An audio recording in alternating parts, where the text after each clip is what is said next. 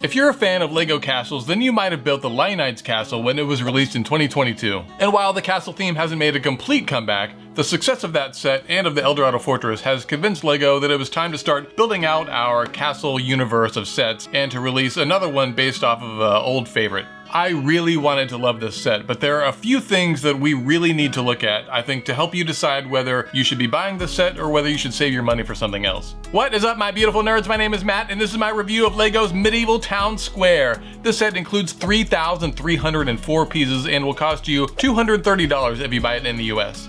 This set is a reinterpretation of 2009's Medieval Market, which had 1,601 pieces and originally sold for $100. I don't think about price per piece very much, but that puts the older set at around 6 cents per piece and this new one at around 7 cents per piece. Of course, that's largely due to all the small pieces used to add detail and texture that many of the old sets don't have. Like the original, the town square is primarily split into two large sections across 25 bags. Each of these main buildings comes with its own thick instruction book, so if you're not greedy like me, then this set can be a good one to build with a friend, as long as you have a large enough table and a full day to work on it. This set comes with 8 minifigures that we'll look at in a few minutes, but for now, let's take a look at the village buildings. The first build is split up into 3 sections: a furniture shop, a cheesemaker's shop, and a tapestry shop.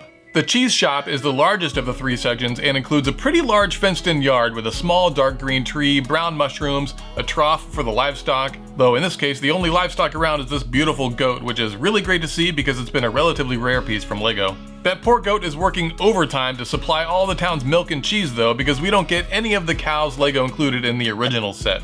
The cheese shop gets a colorful sign out front to show what it is, and the exterior is a really nice looking Tudor-style design shared with the residential section of the Lion Knight's castle. The windows include a space for flowers that add a cozy touch, and the pink flower on the side includes a printed bee element that looks really nice. The roof design here looks nice to me, with just enough texture and depth to feel considered. If you've seen my Viking Village review, some of these roofs feel like a simplified version of the ones designed for that set. Because it has a stove, the cheese shop includes a chimney that uses an interesting hinge to stand vertically while being attached to the angled roof. That roof sits loosely on top and can be lifted off for better access to the inside. The interior of the cheese shop looks fantastic, with a tiled floor that uses a few different shapes for added visual interest and a few studs to place minifigures inside. The counter and a high shelf are covered in different types of cheese, there are utensils all around, and a pail of milk that's attracted the attention of the village cat. The fireplace and stove are simple but look nice, and there's a nice looking wooden chair over in the corner. The central building is 2 stories and is made of stone, and the sign outside tells us that it belongs to the furniture maker. The front door looks nice, and I love the cobblestone tiles by the front door and the angled torches. Around the back there's an awning over the doorway, more plants, and a quiver full of arrows. Our furniture maker thinks she's some kind of vigilante justice or something, but I don't really blame her because we're gonna find out that this village is kind of a dangerous place. The roof comes off here just like the cheese shop and reveals a storage loft with barrels of wood pieces and wagon wheels. There's a simple pulley system to raise and lower pieces to that second floor, controlled by a knob on the side that's hidden when everything is all folded up. Right next to the knob is a lever that releases the loft door that provides access to that second floor, which is pretty thoughtful considering that the same isn't true for some parts of the other build. The whole top half of the furniture shop can be removed to see inside the main room, where we see a work table with the plans for the same style of chair included in this set and also used in the Lion Knight's castle. Beside that is a tool stand against the wall with a letter from the Lion Knights. Maybe an order for more chairs? The third build is the tapestry maker, and the high contrast Tudor styling in this section looks great. The roof uses the fir piece in dark brown for some great looking thatching that wraps pretty nicely around the dormer window. I know the 2 other roofs are giving work in progress, but this one looks awesome. The door out front is a nice looking dark green above a cobblestone entryway, and apparently there's a price to pay for that cool roof because this one does not come off. Rotating this section away reveals a super cool loom with a tapestry that refers to LEGO's original castle, set 375. But just so you know, that tapestry is 100% sticker, so don't mess it up when you're putting it on. There's a rack with yarn against the back wall and a fireplace with a stove in case the weaver wants to fry up some honey.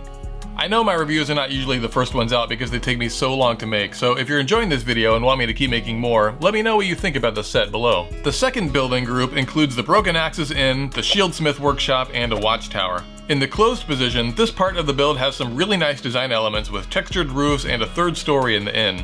There are some funny gaps where the 2 sides come together though, and that feels a little odd from certain angles to me. The inn has a super ornate sign outside made from some handcuffs and other pieces, with 2 fancy torches beside the front door. Above the door are a helmet and the 2 axes with broken handles that give this inn its name, and in the window we can see some kind of like custard pie outside the second floor window. The window on the third floor is flanked by shutters with stickers, and at this point I want to say that I would have done something a little different with the exterior colors. The olive green looks nice and looks good alongside the few red accents, but that tan color used for the wood here just doesn't have enough contrast with the olive, and they blend together in a way that I don't love. The medium brown on the first floor looks great, and I think it could have worked well for the rest of the building, but there are other medium brown elements in the building that maybe would have had to change color, so I don't really know what the answer is without mocking it up. But the olive and the tan together aren't really working for me. The medium nougat thatched roof looks great though, and the clips used to add detail to that center on top are a nice touch. The red and black used on the other side of the build has plenty of contrast though, and that room comes with a really textured thatched roof that looks great.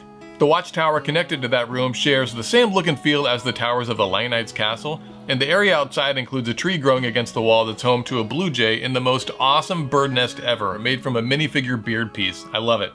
The design of these narrow windows looks great, and I love the stairs outside that lead up to the tower. There's a built-in ladder to climb up to the top, and a comically large bat that calls the tower home. Opening up this building reveals a dense interior with a shieldmaker's workshop on the lower right beside the tower stairs. She's clearly a patriot with that portrait of the queen on her horse hanging on the wall, another fireplace and stove, unpainted shields, paint everywhere, an anvil and tools to make her goods, and a rack that includes a kite shield with the Lion Knight's emblem painted on it. Above the workshop in the red room is maybe where the guard sleeps, as there is a sword on display near a yellow bed and a side table with a pen and ink with a letter from someone who is definitely not a Lion Knight. On the left side is the rest of the inn, with the main room packed with all the fun things you'd want in a tavern: a barrel of the Queen's best ale, a lute for anyone who wants to play, and a chess table if you're big brain, because I'm big brain. Above that is a kitchen packed with food, a large wood-burning stove, a kitchen table where the innkeeper preps meals, and knives hanging from a rack. Above the kitchen on the third floor is the last room in the build. The roof comes off for easy access, and we can see that it's a small room where the tax collector stays. It's so exclusive that the only way to access it is from the window, so he must be really good at parkour. The taxman has a nice looking blue bed that he totally didn't buy with embezzled money, and sitting on his writing table is a letter from the Dragon Knights, maybe? He keeps a sword in his room because of course he does, and if you pull that sword you'll see that he's stashing money away in this hidden compartment. Wow. In addition to the two main builds, we get so many smaller side builds that it starts to feel a little bit like an advent calendar. The cheesemonger has a stall that looks really nice, there's a lathe or something for the furniture maker, there's a cart with some hay and a pitchfork that's pulled by... the goat? I really don't know what they were thinking by not including a cow or a horse or something. The goat is great, and I like the squirrel and the bird and everything else we get here, but to not have any other livestock in this medieval town square feels like a real miss to me. The largest of the side builds is this nice looking tree where the villagers meet up and gossip about the queen, and the tree includes a few posters that tell us what's going on in the village. It looks like the price of goats is not as high as it used to be, and the guard is looking for a wolfpack renegade that's been spotted in the area.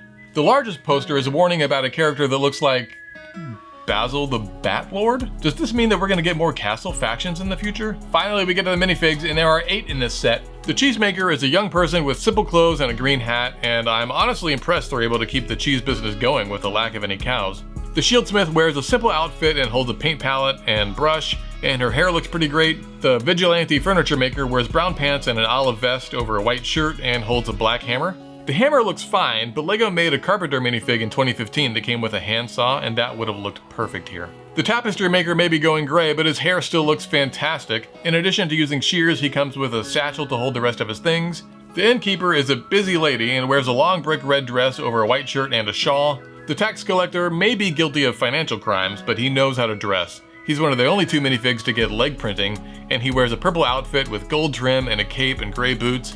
His hair looks awesome, and he's holding some kind of official document to record or forge all his tax receipts. The Wolfpack Renegade is not trying to hide it, and he has a big wolf head embroidered right on the front of his shirt. He's also wearing a cape and carries a crossbow because reasons. Last is the Lion Knight Guard, whose red, blue, and gold uniform looks as awesome here as it does in the Lion Knight's castle. One thing he has that none of those knights have though is this amazing Gangs of New York mustache. I love it. Wow, that's a lot going on, so if you made it this far, then you're awesome, and I owe you a sandwich. I think LEGO's Medieval Town Square is a nice set.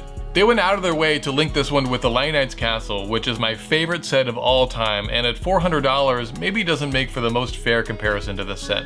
If you already have the big castle on your shelf and you ran out to buy the Eldorado Fortress when it came out, then you're probably like me and you'll end up getting this set too. But if you don't have Eldorado and you're on the fence about this set, then I encourage you to watch my review of the Eldorado Fortress because, in my opinion, for $15 less than this set, It's a little bit more interesting reinterpretation of a vintage theme. Later, nerds!